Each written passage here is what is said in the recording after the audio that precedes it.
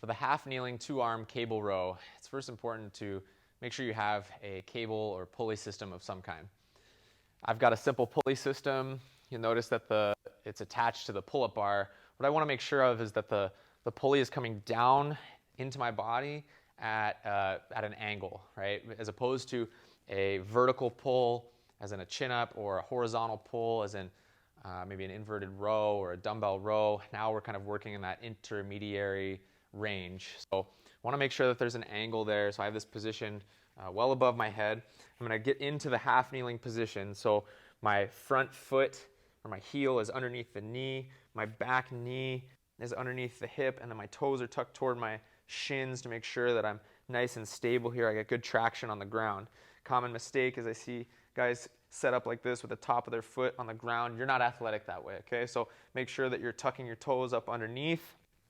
Squeeze the glute, get as tall as you can from the knee to the shoulder, chin down, head back.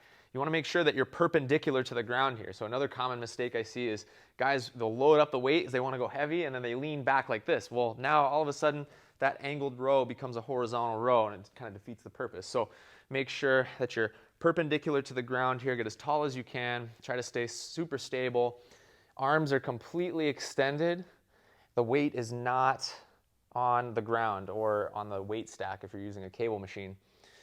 From here, I pull from my shoulder blades, pull from my biceps, and I'm going to pinch my shoulder blades together here